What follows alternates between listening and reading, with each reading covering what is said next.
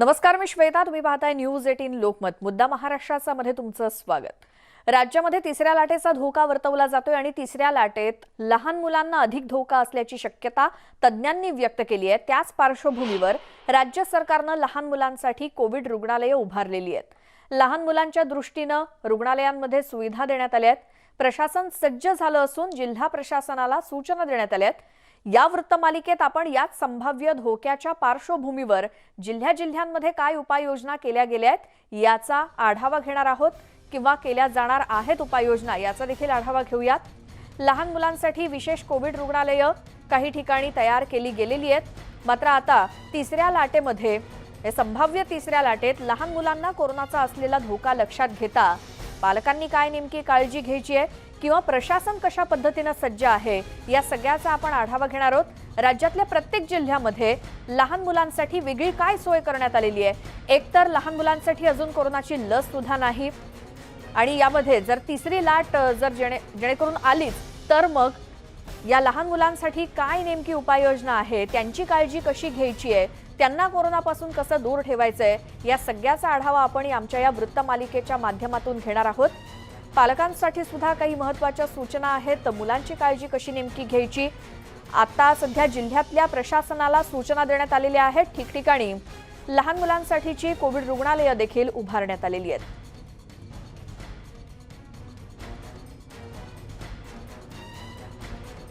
राज्यामध्ये लहान मुलांमध्ये कोरोना संसर्गाचं प्रमाण वाढतंय. मागच्या 25 दिवसात 10 वर्षांखालील 4,500हून अधिक बालकं कोरोना बाधित झाली आहेत. तर मागच्या 15 दिवसात मुंबईमध्ये 350हून अधिक मुलं बाधित झाली आहेत. ही तिसऱ्या लाटेची सुरुवात तर नाही ना, अशी भीती आता व्यक्त केली जाऊ लागली आहे. तिसऱ्या लाटेच्या पार्श्वभूमीवर मुंबईसह महाराष्ट्रात कोविडशी मुकाबला करण्यासाठी सरकारनं तयारी सुरू केलेली आहे. विशेष म्हणजे मुंबईसह अनेक शहरात लहान मुलांचे कोविड बालरोग विभाग तयार केले जात आहेत, जेणेकरून तिथे लहान मुलांची विशेष काळजी घेतली जाईल आणि त्यांच्यावरती कोरोनाचे उपचार केले जातील. मुंबईमध्ये साधारणतः 9% जे बालकं आहेत म्हणजे 18 वर्ष वयोगटातील खालचे जे व्यक्ती आहेत, मुलं आहेत, असे बदल आढळलेले आहेत. साधारणतः 4,000 आपण पॉझिटिव्ह या दरम्यान आपल्याला होते ऑगस्ट महिन्यामध्ये. 4,000 पैकी 350 बालकं ही पॉझिटिव्ह आढळली. परंतु यामध्ये समाधानाची बाब म्हणजे बहुतांश बालकं ही असिम्प्टमॅटिक, म्हणजे त्यांना कुठलीही लक्षणं नव्हती आणि ती बरी होण्याच्या मार्गावर आहे.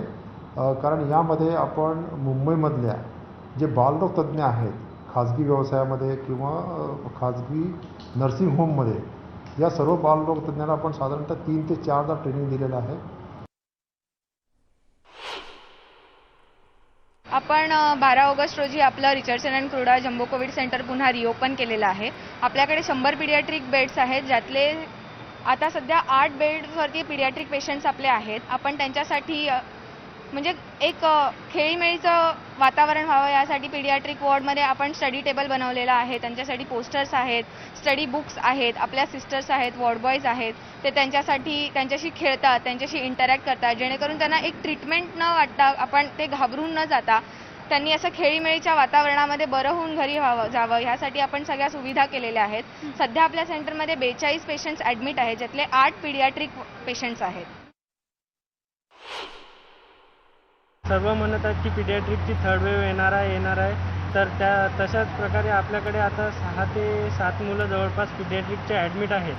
छोटे लहान मुलं इथं राहू शकत नाहीत. तर त्याच्यामुळे आपण काय करतो की त्यांचे रिलेटिव्ह, कोणी वडील म्हणा किंवा बाबा म्हणा, त्या ब्रदर किंवा भाऊ जे कोणी रिलेटिव्ह असेल ते आपण इथं आपण त्यांना ठेवतो.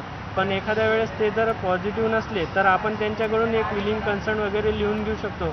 पण शक्यतो इथं जेवढे पण पेशंट आहेत त्यांचे इथं कोणी ना कोणी रिलेटिव्ह ॲडमिट आहेत. तर लहान मुलांनाच असलेला धोका आणि याच संदर्भात आपण अधिक बोलणार आहोत. टास्क फोर्सचे सदस्य डॉक्टर उदय बोधनकर आपल्यासोबत असणार आहेत. डॉक्टर, तुमचं स्वागत न्यूज 18 लोकमत मध्ये. नमस्कार श्वेताताई. जी, या वृत्तमालिकेच्या माध्यमातून आपल्याला पालकांना एक प्रकारे सतर्क करायचं आहे आणि आपल्याला घाबरवायचं नाहीये, तर त्यांना अधिक माहिती द्यायची आहे की काय नेमकी काळजी आपल्या मुलांची घ्यायला हवी. आता डॉक्टर, टास्क फोर्सनं जसं सांगितलं होतं की तिसऱ्या लाटेत लहान मुलांना कोरोनाचा धोका अधिक आहे, त्याप्रमाणे आता जर एका दिवसात 163 मुलं बाधित होत असतील आणि आतापर्यंत 4,500 मुलं जर कोरोना बाधित असतील आत्ताच्या घडीला, तर मग ही तिसऱ्या लाटेची सुरुवात म्हणायची का? धन्यवाद श्वेताताई. सर्वप्रथम मी तुमच्या 18 लोकमत न्यूज वाहिनीचं अभिनंदन करतो किंवा मी एक चांगला विषय घेतला मुलांमध्ये. फक्त सगळ्यात पहिले माझी ही सूचना आहे पालकांना सगळ्यांना की घाबरून जाऊ नका. कोरोना मुलांना झाला तरी तो अपाय करणार नाही हे लक्षात ठेवा. म्हणजे घाबरून गेला तर मग सगळीकडे कन्फ्युजन होतं. जसं सेकंड लाटेमध्ये आपल्याला व्यवस्था नव्हती पुरेशी, त्यामुळे घाबरून गेले आणि खूपसे डेथ झाले मुलं. तर ती तशी परिस्थिती येणार नाही, कारण की आपल्या सरकारने, महाराष्ट्र सरकारने खूप आधीपासून व्यवस्था केली आहे. आमच्या नागपूरमध्ये म्हणा, पुण्यामध्ये, बॉम्बेमध्ये. आता मी टास्क इथला मेंबर आहे विदर्भाचा.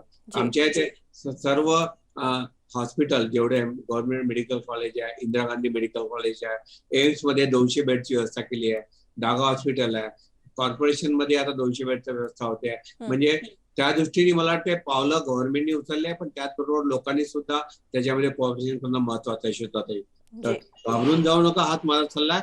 फक्त जसं तुम्ही म्हटलंय की तुम्ही कोविड अप्रोप्रिएट बिहेवियर जे आहे जे म्हणतात ते तुम्ही सर्व बालकांनी पाळलं तर मला वाटते आपल्याला त्याचा संभाव्य धोका होणार नाही, एवढं सांगू.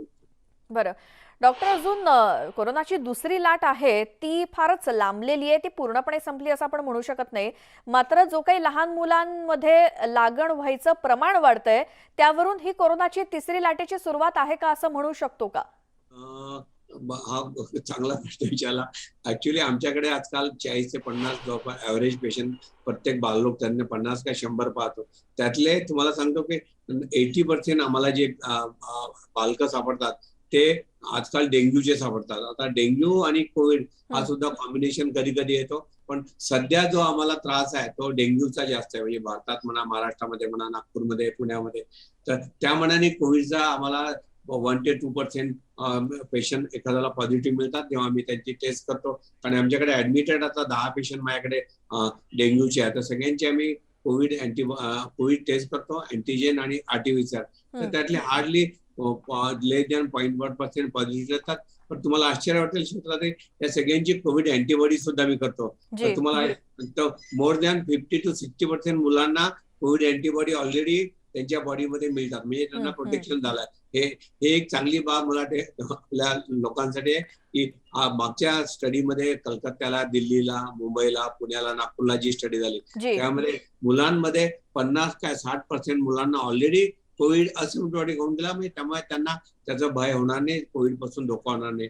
हा एक संदेश मला तुमच्या वाहिनीद्वारे द्यावा वाटतो. जी डॉक्टर, अगदी महत्वाची गोष्ट आहे. म्हणजे राज्यामध्ये 60% जास्त लहान मुलांमध्ये कोरोनाच्या अँटीबॉडीज आहेत, त्यामुळे जास्त काही धोका नाही असं डॉक्टर सांगतायत.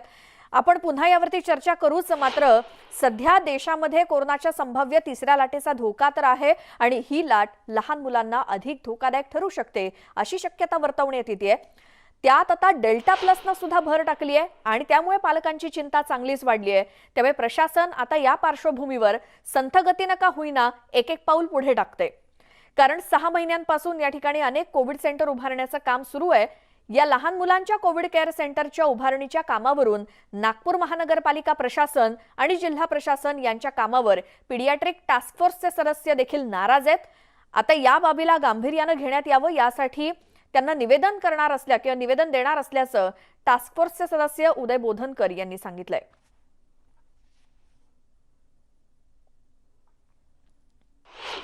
जे तिसऱ्या लाटामध्ये एक तेरी चालू आहे, म्हणजे लहान मुलांना जास्त परिणाम होण्याची शक्यता आहे म्हणून त्याला लक्षात ठेवून आपण महापालिकेच्या वतीने काही सामाजिक संघटनांची मदत घेऊन आपण RTMNUचं जे नवीन कॅम्पस अंबाझरीजवळ त्या ठिकाणी 200 बेडेडचा एक वर्ल्ड क्लास फॅसिलिटीचं एक कम्प्लीट पीडियाट्रिक हॉस्पिटल आपण उभं करत आहोत. त्याचं आपण येणारी महिनाभरामध्ये त्याचं काम पूर्ण होईल. त्याच्यानंतर आपण सांगायचं असेल तर जे लाटे जेवढं पुढे ढकलता येतं. त्याच्यासाठी आपल्याकडचे जे उपाय आहे, जे वॅक्सिनेशन, त्याकरिता आपण महापालिकेच्या वतीने ऑलरेडी आपण जवळपास 12.25 लाख लोकांना पहिला डोस देण्यात आलेले. तर नागपूर पालिकेचे आयुक्त बी राधाकृष्णन यांनी दिलेली ही माहिती आपण ऐकली आणि त्यानुसार काय नेमक्या सुविधा या विदर्भ आणि आसपास केल्या जात आहेत त्या संदर्भात ते बोलत होते. आपण पुन्हा जाऊयात. टास्क फोर्सचे सदस्य उदय बोधनकर आपल्या सोबत आहेत. डॉक्टर, सध्या विदर्भ असेल किंवा संपूर्ण राज्यामध्ये लहान मुलांसाठी ज्या काही उपाययोजना केल्या जात आहेत त्या पुरेशा आहेत का? मला वाटते की याच्यामध्ये सकारात्मक भूमिका घ्यायची असेल तर मला वाटते देशामध्ये आपल्या राज्याने सर्वात पहिले पुढाकार घेतला. म्हणजे आदरणीय मुख्यमंत्री असो, हेल्थ मिनिस्टर असो, आमची task force committee, Indian academy of paediatric बालरोग तज्ञ संघटना यांनी गेल्या 2-3 महिन्यापासून खूपशा मिटिंग झाल्या, खूपसं ट्रेनिंग केलं. डॉक्टरना, पेडियाट्रिशियनला, मेडिकल ऑफिसर, अंगणवाडी वर्कर, दाई, ANM या सगळ्यांना ट्रेनिंग केलं. मराठीमध्ये केलं, लँग्वेजमध्ये केलं. एम्स नागपूरने सुद्धा ट्रेनिंग केलं. तर मला वाटतं आणि आम्हाला आमच्या मिटिंगमध्ये आमच्या 4-5 मिटिंग झाल्या नागपूरला विदर्भासाठी. तर आम्हाला विचारण्यात गेलं की तुम्हाला काय काय पाहिजे. तर मोस्टली त्यातली जवळपास 70 ते 80% जवळपास जेवढ्या आमच्या मागण्या होत्या त्यात क्षेत्रात एकच महत्वाचं बेड पाहिजे. पेडियाट्रिक बेड वेगळे, पेडियाट्रिक व्हेंटिलेटर वेगळे आणि इम्युनोग्लोब्युलिन इंजेक्शन जे ते फक्त महाग असतात. ते त्याच्यामध्ये जे MISC म्हणतात, मल्टी सिस्टीम इन्फ्लोरेटिव्ह सिंड्रोम, जे म्हणजे कोविडमध्ये मुलांमध्ये जो धोका होतो म्हणजे जीवाला, तो 1 to 2% मुलांना होतो. त्यामध्ये MISC होतो. त्याच्यामध्ये रामबाण उपाय म्हणजे लाईफ सेव्हिंग ड्रग असेल तर इम्युनोग्लोब्युलिन ते फक्त महाग असतं. त्याची 5 ग्रॅमची किंमत 5,000 रुपये असते. ते फक्त अवेलेबल करत मला ते सांगायला हे वाटतं की आता मी मेडिकल कॉलेज इंदिरा गांधीमध्ये, डागा, एम्स मध्ये सगळीकडे चौकशी केली गेल्या तर सगळीकडे इंजेक्शन उपलब्ध आहे, सफिशियंट उपलब्ध आहे. प्रायव्हेट मध्ये सुद्धा, पण प्रायव्हेट मध्ये मात्र हे महाग पडेल लोकांना. प्रायव्हेट मध्ये जर का ते ऍडमिट झाले कोरोनाचे तर मग त्यांना 2 ग्रॅम पर किलोग्राम म्हणजे 10 किलोचा मुलगा असेल त्याला 20 ग्रॅम लागेल, म्हणजे 20 ते 25,000 रुपये लागेल. तर तेवढी व्यवस्था गव्हर्नमेंटने प्रायव्हेट डॉक्टरांना सुद्धा जिथे कोविड सेंटर आहे त्याच्यामध्ये ती जर का केली तर मला वाटतं मुलांना संभाव्य धोका होणार नाही. आणि अजून एक सांगतो मी, तुम्ही आता विचारलं की पालकांना काय संदेश देतात, तर 3C आहे ABC सारखं. C म्हणजे क्लोज कॉन्टॅक्ट अवॉइड करा मुलांमध्ये, एकमेकांमध्ये जाऊ नका, दूर ठेवा अंतर 6 फीट, हे झालं एक C. दुसरं क्राउडेड प्लेसेस, जसं मॉलमध्ये आजकाल मी पाहतो मुलांना घेऊन जातात किंवा लग्नामध्ये किंवा कोणत्या फंक्शन मध्ये. दुसरं C म्हणजे avoid crowded places, avoid close contact. आणि तिसरं म्हणजे क्लोज स्पेस, म्हणजे जिथे तुम्ही मुलं राहतील किंवा शाळा म्हणा, किंवा आता शाळा तर उघडणार नाही आता, तर तिथे क्लोज विंडो नको, सगळ्या विंडो तुमच्या घराच्या उघड्या ठेवा, दारा उघड्या ठेवा. हवा क्रॉस व्हेंटिलेशन केलं ना स्वतः ते, तर मग कोरोनाचा संभाव्य होतो. हे 3C, क्राउडेड प्लेसेस अवॉइड करा, क्लोज कॉन्टॅक्ट अवॉइड करा आणि क्लोज स्पेसेस अवॉइड करा. हे 3C केलं. आणि मुलांना मास्क बांधणं कंपल्सरी करा. आणि मेन म्हणजे त्यांचे कुठे हात लागतात तर ते हात डोळ्याला, नाकाला, तोंडाला लावू नका म्हणा. आणि हात वारंवार साबणाने धुवा, काही सॅनिटायझरची गरज नाही. साबण जे असेल त्याच्याने 30 ते 40 सेकंद धुवायचे. आणि मास्क लावणं आणि डिस्टन्स ठेवणं.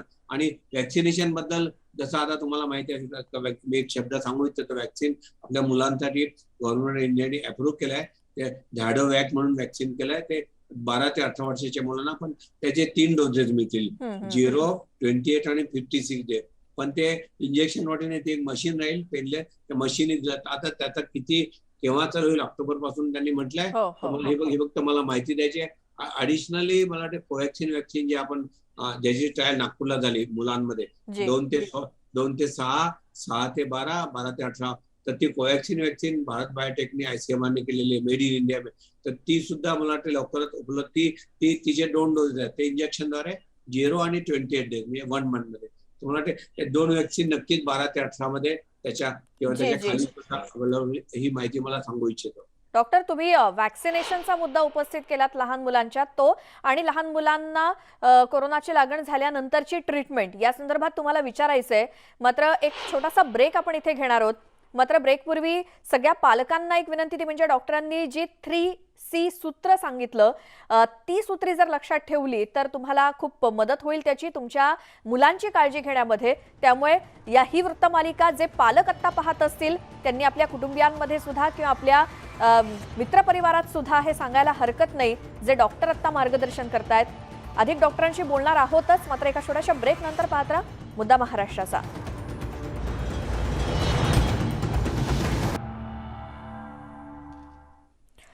ब्रेकनंतर स्वागत मुद्दा महाराष्ट्राचा मध्ये. सध्या आपण राज्यामध्ये लहान मुलांमध्ये कोरोनाच्या बाधितांचं प्रमाण जे काही वाढतंय त्या संदर्भात चर्चा करतोय. पुण्यात सुद्धा रुग्णांची वाढ ही पुन्हा सुरू झाली आहे. तिसऱ्या लाटेत लहान मुलांना धोका वर्तवण्यात आलेलाच आहे आणि पुण्यातील बाधित लहान मुलांची संख्या चिंताजनक नसली तरी ती दुर्लक्ष करण्यासारखी सुद्धा नाही.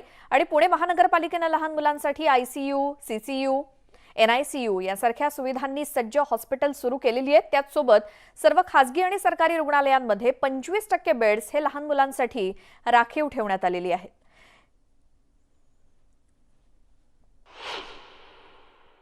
सध्या पुणे महानगरपालिकेच्या राजीव गांधी रुग्णालय येथे येरवडा येथे आपण dedicated Covid hospital for paediatrics only लहान मुलांकरिता आपण तिथं हॉस्पिटल उभा करतोय.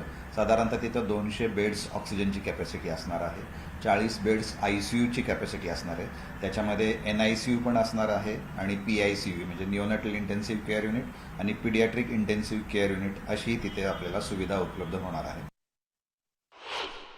सुरू ठेवा, नाही तर हे परत पुढे जाऊन एक तिसरी लाट होण्याची शक्यता नाकारता येत नाही. सर, समाजातला 10% वर्ग असा असतो, तो जर पोलिसिंग असेल किंवा मॉरल हे असेल तरच लोक नियम पाळतात. मी आत्ता आज आम्ही सकाळी मार्केटमध्ये फिरलो, भाजी मंडई असेल, तिकडे मार्केट यार्ड असेल, बागा असतील, लोक मास्क पाळत नाही. तर पोलिसांनी नाकाबंदी बंद केलेली, त्याच्यामुळे मास्कचे दंड वसुली कोणी करायची, त्यामुळे लोक बिनधास्तपणे विदाऊट मास्क फिरतात.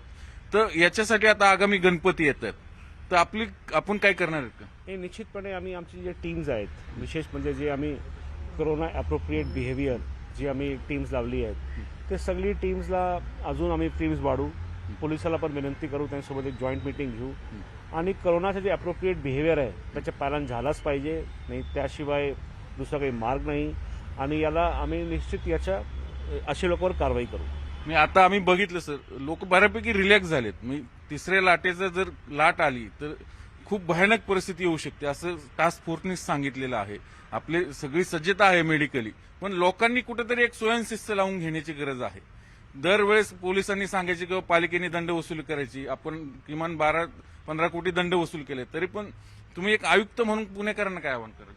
नाही, आपलं म्हणणं बरोबर आहे. धोका अजून संपलेला नाही आहे, धोका अजूनही कायम आहेत आणि संभाव्य जे तिसरी लाट आहे त्याचं प्रमुख कारण एकमेव हेच असेल की आम्ही कोरोना ॲप्रोप्रिएट बिहेवियर सोडला. आम्ही जर जे कोरोना ॲप्रोप्रिएट बिहेवियर आहे, मास्क लावणे, डिस्टन्स ठेवणे, तसंच हात धुणे, हे जर आम्ही फॉलो करत राहिलो तर हे असं तिसरी लाट अजिबात येणार नाही. तर माझी पुणेकरांना एवढीच विनंती राहील की आपण प्लीज कोरोना ॲप्रोप्रिएट बिहेवियर याचं प्लीज पालन करा. हे अतिशय महत्त्वाचं आहे. धोका अजून संपलेला नाही आहे. सर, पहिल्या लाटीचा दुसरा स्पेल जो आहे मागच्या वर्षी आपण पाहिला असेल, गणपतीनंतर आला होता, तुम्ही सुरुवातीला आलं होतं. म्हणजे का होतं असं, तर लोक गणपतीत एकमेकांच्या घरी जातात, परंपरा आहे आपल्या भारतीय संस्कृतीतली ती. पण ह्या वर्षी जर ते टाळलं तर आपण तिसरी लाट थोडी पोस्टपोन करू शकतो किंवा त्याची तीव्रता कमी करू शकतो. तर या दृष्टीनं आपण प्रशासन म्हणून काय आवाहन कराल पुणेकरांना? माझं एवढीच विनंती राहील की आपण कोरोना ॲप्रोप्रिएट बिहेवियरचे पालन करा. आपण आपले ऑफिस सुरू झालेले आहेत, बरेच ठिकाणी आमचे इतर कार्यालय पण सुरू झाले आहेत. आपण कार्यालयात जातात, ऑफिसात जातात, ऑफिसच्या लोकांना भेटतात. जर तुम्ही एक साधा मास्क जर वापर केला आणि तुम्ही अजून तुमच्याकडून अपेक्षित आहे हात धुणे आणि डिस्टन्स ठेवणे, तर बरेपैकी तिसरी लाट येणार नाही, अशा आम्ही हे टाळू शकतो. सर, दुसरं असं डेल्टाची काय परिस्थिती? पुण्यात मध्यंतरी एक सापडलं होतं हडपसर मुंडवेला, त्यानंतर पुण्यात हडपसर एरियामध्ये जुलै महिन्यात एक केस सापडला होता. त्याचे सगळे कॉन्टॅक्ट्स पण आम्ही ट्रेस केले, 21-22 कॉन्टॅक्ट्स ट्रेस केले, पण सगळे आजच्या दिवशी ठीक आहेत. म्हणजे 21-22 कॉन्टॅक्ट जे ट्रेस केले ते कोणालाच कोरोना नाही झाला सुदैवाने. आणि ज्यांना डेल्टा व्हेरियंट आला होता ते पण आज ठीक होऊन घरी गेलेलं आहे. आता शेवटचं आत्ता पुण्यातली परिस्थिती एकदम कंट्रोलमध्ये. तुम्ही सांगितलं की आपलं पॉझिटिव्ह रेट फक्त 2.1 आहे आणि रोज साधारण 200-250 पेशंट सापडत आहेत. पण गेली 2 दिवस झाले, म्हणजे मागच्या 2 दिवसापूर्वी बुधवारी 399 सापडले, काल पुन्हा 252 सापडले. म्हणजे कुठेतरी एक 100चा आकडा वाढायला लागला हळूहळू. तर ते वाढू नये त्यासाठी आपण काय करतो? नाही, एक मी आपल्याला सांगू इच्छितो की जेव्हापर्यंत 0 केस येत नाही तेव्हापर्यंत धोका कायम आहे. पुण्यामध्ये जेव्हापर्यंत 0 केस येत नाही तेव्हापर्यंत पुण्यात धोका कायम आहे. त्यासाठी आम्ही प्रयत्न केला पाहिजे. त्यासाठी महापालिकेच्या वतीने आम्ही टेस्टिंग वाढवण्यासाठी, कॉन्टॅक्ट ट्रेसिंग वाढवण्यासाठी आम्ही प्रयत्नशील आहोत, आम्ही वाढवतोय. पण लोकांना माझी विनंती राहील की प्लीज आपण कोरोना ॲप्रोप्रिएट बिहेवियरच्या पालन करा. जर सगळ्यात महत्वाचं लसीची काय अवस्था आहे आपल्या सध्या? लसीकरणची मोहीम जोरात सुरू आहे पुणे शहरामध्ये. आम्ही शहरामध्ये 30 लाखाचा आकडा काल ओलांडलेला आहे आणि 30 लाख डोसेस पुणे शहरामध्ये आतापर्यंत देण्यात आलेली आहे. आज सुद्धा काही ठिकाणी लेबर कॅम्प्सला आमची लसीकरणची मोहीम सुरू होणार आहे, तिकडे आम्ही चाललो आहे आणि लसीकरणाबाबत जसं जसं आम्हाला लस प्राप्त होत आहेत त्या गतीने आम्ही लोकांना लसी देत आहोत. झेडपीनं CSR मधनं काही लसी मिळवल्यात, पालिका तसा काही प्रयत्न करेल? आमच्याकडे सुद्धा बरेच कंपनीने CSR मध्ये लसीकरण आता देत आहेत, देण्यात आलेली आहेत. आज सुद्धा जे कार्यक्रम आहेत त्याच्यामध्ये क्रेडाई मार्फत काही लेबर कॅम्प्समध्ये CSR मार्फत लसीकरणची कारवाई सुरू केलेली आहे. शाळा संदर्भात काही डिसिजन होऊ शकतं का आम्ही दिवाळीनंतर तरी? ते शासन स्तरावर सगळे जे त्याची टास्क फोर्स आहे शासन स्तरावरची, त्याच्यावर हे सगळी चर्चा होईल आणि निर्णय होईल. शेवटचं लहान मुलांसाठी, मी पुन्हा एकदा पुणेकरांसाठी, लहान मुलांसाठी आपली काय काय तयारी जेणेकरून पुणेकर अस्वस्थ होतील? लहान मुलांसाठी आम्ही स्पेशल चाइल्ड पेडियाट्रिक वॉर्ड्स केले आहेत, चिल्ड्रन हॉस्पिटल केले आहेत. काही पेडियाट्रिशियन्सना महापालिकेमार्फत नेमण्यात आलेलं आहे. जे काही साहित्य लागते मुलांसाठी, त्यांचे स्पेसिफिक जे साहित्य लागते, व्हेंटिलेटर असू द्या, त्यांचे बेड्स असू द्या, ते सगळं खरेदी करून हॉस्पिटलमध्ये लावण्यात आलेले आहेत आणि आम्ही पूर्णपणे सज्ज आहोत. ऑक्सिजनच्या बाबतीत, कारण मध्यंतरी महापौर म्हणले की आपण आत्मनिर्भर झालो पण 16 ऑक्सिजन जनरेटिंग प्लांट्स आम्ही आमचे हॉस्पिटलमध्ये लावण्यात आलेले आहेत आणि बरेपैकी जे मागच्या लाटेत प्रॉब्लेम होते की आमच्याकडे ऑक्सिजन येत नाही किंवा ऑक्सिजन उशिरा येतोय, थोडासा असं मध्ये थोडा स्ट्रेस आला होता, पूर्ण भारतात स्ट्रेस आला होता. तर यावर्षी जे ऑक्सिजन प्लांट्स आम्ही लावण्यात आलेले आहेत ते हवातून ऑक्सिजन निर्मित करतात आणि त्याचा वापर हे हॉस्पिटलमध्ये होणार आहे. शेवटचं पुणेकरांना आव्हान, तिसरी लाट थोपवण्यासाठी काय काय केलं पाहिजे? त्रिसूत्री केला किती वेळ हे होते पुण्याचे पालिका आयुक्त. यांनी सांगितलं की तिसरी लाट थोपवायची असेल तर पुणेकरांनी आगामी जे सण येत आहेत, म्हणजे गणपती असेल किंवा दहीहंडी असेल, यात जर पुणेकरांनी सोशल डिस्टन्स पाळलं, मास्क वापरलं, शक्यतो एकमेकांच्या घरी जाणं होईल तेवढं जर टाळलं तर निश्चितच आपण कोरोनाची तिसरी लाट ही थांबवू शकतो. व्हिडिओ जर्नलिस्ट गणेश कदमसह चंद्रकांत फुंदे, न्यूज 18 लोकमत, पुणे. आता राज्यातल्या काही महत्त्वाच्या जिल्ह्यातली स्थिती आपण पाहिली. आपल्यासोबत सध्या या वृत्तमालिकेमध्ये टास्क फोर्सचे सदस्य डॉक्टर उदय बोधनकर सुद्धा आहेत. डॉक्टर, जी कोरोनावरची ट्रीटमेंट असते म्हणजे एखाद्या प्रौढ व्यक्तीसाठी, तर त्याच्यापेक्षा वेगळी काही पेडियाट्रिक ट्रीटमेंट आहे का? हा चांगला प्रश्न विचारला शेतकरी. युजली ॲडल्टमध्ये किंवा मोठ्या लोकांमध्ये जी ट्रीटमेंट असते ती आणि मुलांमध्ये थोडा डिफरन्स असतो. जसं ॲडल्टमध्ये तुम्ही रेमडेसिवीर आणि इंजेक्शन मागे वापरले, पण नंतर ICMR सांगितले ते वापरू नका. मुलांमध्ये आम्ही हे वापरत नाही. मुलांमध्ये मेन म्हणजे ऑक्सिजन इम्पॉर्टंट आहे. ऑक्सिजनची आता व्यवस्था पूर्ण केली आहे सरकारने, भारत सरकारने, महाराष्ट्र सरकारने. दुसरं, त्यांना डिहायड्रेशन होतं, म्हणजे उलट्या, जुलाब झालं, लूज मोशन झालं तर त्याला डिहायड्रेशनसाठी ORS सोल्युशन किंवा IV फ्लुइड त्याची व्यवस्था आहे.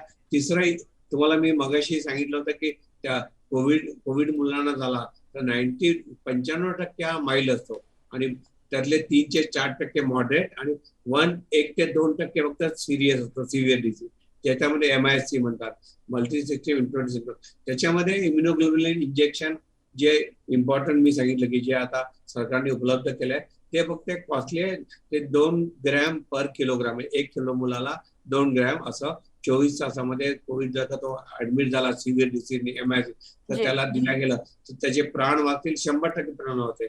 हे 3 गोष्टी आहे. बाकी त्याला अँटीबायोटिक वगैरे जर का इन्फेक्शन असेल तर अँटीबायोटिक देतो आपण. पण म्हणजे मला ॲडल्टमध्ये बाकीचे जे वापरायचे आहेत तिथे आपलं क्लॉट सिस्टीम होऊ नये म्हणून जे देतात ते वगैरे युजली मुलांमध्ये लागत नाही इंजेक्शन. हेपॅरिन म्हणा किंवा क्लेक्सान म्हणा, ते युजली आमच्यामध्ये कमी दिसतात, कारण फक्त 1% मुलांमध्ये सिरियस डिसीज होतो. त्याच्यामध्ये globulin is the life saving disease, life saving drug. जी बोधनकरजी, खूप धन्यवाद. तुम्ही न्यूज 18 लोकमतशी बोललात आणि खूप महत्त्वाची माहिती दिलीत लहान मुलांसंदर्भातली. आणि टास्क फोर्स येणाऱ्या काळामध्ये बदलत्या स्थितीनुसार तसे निर्णय सुद्धा घेईल लहान मुलांसाठी राज्यामध्ये नेमक्या काय सुविधा हव्यात. अर्थात इतर प्रौढांपेक्षा थोडी वेगळी ट्रीटमेंट आहे, वॅक्सिनेशनची सिस्टम सुद्धा लहान मुलांसाठी थोडी वेगळी आहे आणि उपचार सुद्धा. या सगळ्या संदर्भातला आढावा आणि माहिती घेतल्यानंतर एक छोटासा ब्रेक आपण इथे घेणार आहोत. पाहत राहा मुद्दा महाराष्ट्राचा.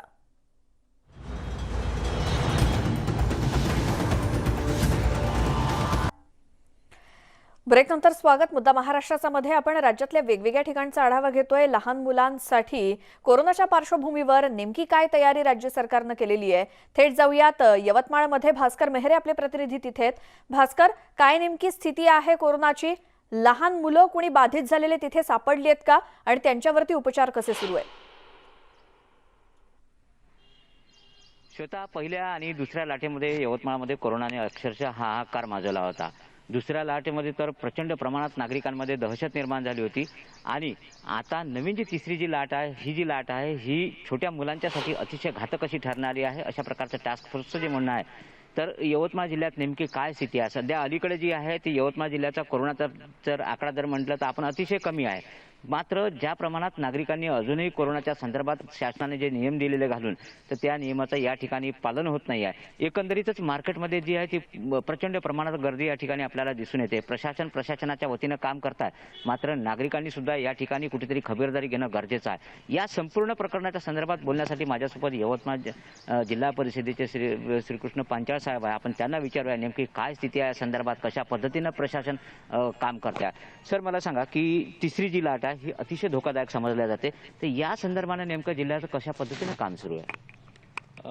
जे दुसऱ्या लाटेमध्ये जी आवश्यकता पडली होती आणि जे राज्य शासनाने आरोग्य विभागाने नियोजन टाकून दिलेलं आहे, त्या पद्धतीने ऑक्सिजन बेड असतील, नॉर्मल बेड असतील, व्हेंटिलेटर असेल, त्यानंतर पिडियाट्रिक बेड किंवा पिडियाट्रिक फॅसिलिटी क्रिएट करायची असेल, त्या पद्धतीने सर्व नियोजन असेल ते पुरेपूर प्रमाणामध्ये तयार केलेलं आहे. ऑक्सिजनची सेंट्रल ऑक्सिजन पाईपलाईन असो, त्यानंतर लिक्विड मेडिकल ऑक्सिजन असो, त्यानंतर ऑक्सिजनचा पुरवठा सुरळीत होण्यासाठी ज्या आवश्यक गोष्टी असतील त्या पद्धतीने सर्व नियोजनाने तयारी केलेली आहे. सर, टास्क फोर्सने सांगितलं आहे की जी तिसरी जी लाट आहे ही छोट्या मुलांसाठी अतिशय घातक राहणार आहे. कशा पद्धतीने एकंदरीत या ठिकाणी संपूर्ण याची खबरदारी घेतलेली आहे? सद्यस्थितीमध्ये जे पेडियाट्रिक वॉर्ड आवश्यक आहे, त्यांना लागणारे जे लहान मुलांसाठी इक्विपमेंट्स असतील, तर ते सर्व आपण घेऊन ठेवलेले आहे. GMCला मिथेल मेडिकल कॉलेजला तसा पेडियाट्रिक वॉर्ड तयार केलेला आहे आणि तसंच डिसेंट्रलाइज पद्धतीने जे SDH आहेत, RH आहेत, तिथे देखील व्यवस्था तयार केलेली आहे. सर, बाजारपेठेमध्ये प्रचंड प्रमाणात गर्दी आहे. जे नागरिक आहे, प्रशासनानं जे काही समजा नियम घालून द्याल त्याचं पालन केलं जात नाही आहे. प्रशासनाने नेमकी या संदर्भात काय भूमिका असेल? यामध्ये त्रिसूत्री जे आपण म्हणतो, तर ती त्यासोबत जे 2 गोष्टी ॲड केलेल्या आहेत आणि त्यामध्ये मुख्यतः वॅक्सिन, मास्क आणि वॅक्सिन यावरती जास्तीत जास्त प्रशासनाचा फोकस आहे. वॅक्सिनचं युटिलायझेशन जर यवतमाळमध्ये पाहायला गेलं तर 10 लाखाच्या वर काल आकडा क्रॉस झालेला आहे, टोटल डोसेस जे दिलेले आहेत.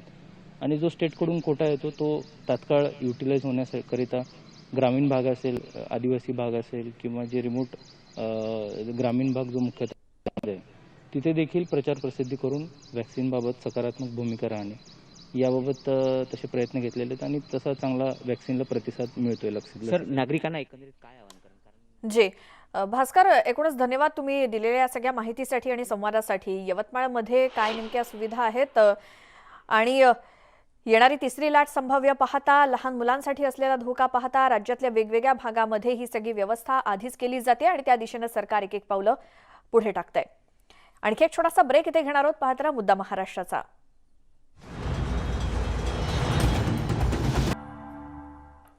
ब्रेक नंतर बुलेटिनमध्ये तुमचं स्वागत. न्यूज 18 लोकमत आणि बायजूजला राबवलेल्या यंग जिनियस या उपक्रमामुळे अनेक प्रतिभावंत तरुण हे प्रकाश झोतात आले आणि न्यूज 18च्या व्यासपीठावरती तरुणांनी आपल्या कौशल्याची, बुद्धीची चुणूक दाखवली. अनेक तरुणांनी आपली मनोगत मांडली. गणित, संगीत, क्रीडा, कला या क्षेत्रात सुद्धा मुलं हुशार आणि प्रतिभावंत होती. त्यामुळेच आज याच व्यासपीठानं पुन्हा एकदा अशा तरुण प्रतिभावंतांचा शोध घेण्याचं ठरवलंय. याबाबत तुमच्याकडे काही माहिती असेल तर news18.com/younggenius वर नोंदणी करा किंवा बायजूस ॲप डाउनलोड करा आणि भेट द्या. लवकरच आम्ही तुमच्यासाठी News18 लोकमतचा बायजूस यंग जीनियस सीझन 2 हा उपक्रम घेऊन येणार आहोत.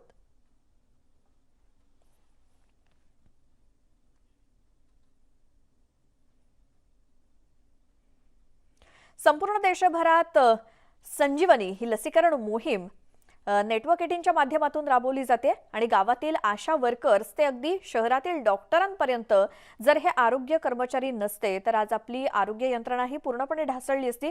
परंतु याच्या व्यतिरिक्तही असे नागरिक आहेत ज्यांनी कोरोना काळात मदतीचा हात पुढे केला आणि राज्यातील नाशिक जिल्ह्यामध्ये राहणारे नितीन गायकर ते सामाजिक कार्यकर्ते तर आहेतच, पण त्याचबरोबर ते संजीवनी चॅम्पियन देखील आहेत.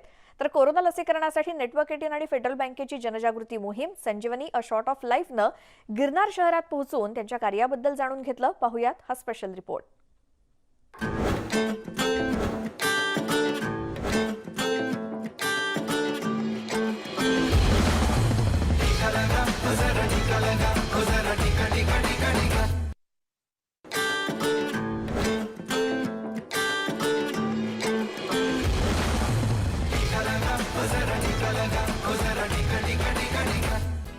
किरकोळ भाजी व्यापारी नितीन गायकर हे काही काळासाठी आपल्या व्यवसायापासून दूर आहेत.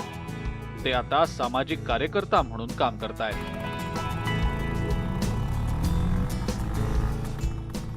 दुर्गम भागात जाऊन नितीन घरोघरी अन्न पोचवत आहेत. कोरोना काळात सुरू केलेली ही समाजसेवा नितीन यांनी आजही कायम ठेवली आहे. जो 260 लोगों को खाना रोज का, जो गरीब है, जो कोविड पेशेंट है, उनके सेहत के लिए जो अच्छा खाना है वो सवेरे और शाम में 2 टाइम में खाना देने का काम किया. रुग्णालयात बेड्सची व्यवस्था करून देणं, रेमडेसिवीर सारखी औषधं खरेदी करणं, मागणी वाढल्यानंतर ऑक्सिजनचा पुरवठा करणं, तसंच कुटुंबियांनी कोरोनाच्या भीतीपोटी अंत्यसंस्कार न केलेल्या 17 मृतदेहांवर अंत्यसंस्कार करणं नितीन यांनी केलेली आहे. इतकंच नाही तर यासाठी लागणारा सगळा खर्च सुद्धा नितीन यांनी स्वतः केलेला आहे. मेरे मदर को जब कोरोना हुआ था तब नासिक सिटी में किधर भी बेड अवेलेबल नहीं था. तब नितिन गायकर जी ने बेड अवेलेबल किया, ऑक्सीजन अवेलेबल कर दिया, रेमडेसिविर इंजेक्शन अवेलेबल कर दिया. उसकी वजह से मेरी मदर की आज जान बची है, जिंदा है वो. 15 वर्षांपूर्वी नितीन यांच्या वडिलांचं निधन झालं. कोरोना काळात त्यांनी मृत्यूला अगदी जवळून पाहिलं. जिसके ऊपर भी संकट आता है, जिसके ऊपर मैं आके मेरे को अंदर से ही आवाज आता है कि नहीं अभी चल पड़, तेरी ज़रूरत है लोगों को, तो मैं चल पड़ता हूँ. वो संकट काल में और ये टाइम पे कोई बाहर नहीं आता. जब बाहर नहीं कोई आता तो हमारी ज़रूरत है. हम हमारी ज़रूरत समझ के, लोगों की ज़रूरत समझते, वो हमने काम किया. ये हमें संजीवनी कैंपेन में हेल्प कर रहे हैं वैक्सीनेशन के लिए, अवेयरनेस करने के लिए. तो क्या होता है ना, गांव के लोगों को उनके साथ जितनी अटैचमेंट है वो हमें हेल्प करती है हमारा कैंपेन आगे बढ़ाने के लिए. प्रत्येक पावलावर नागरिकांची मदत करणारे नितीन गायकर आमचे संजीवनी चॅम्पियन आहेत, यात काही शंकाच नाही.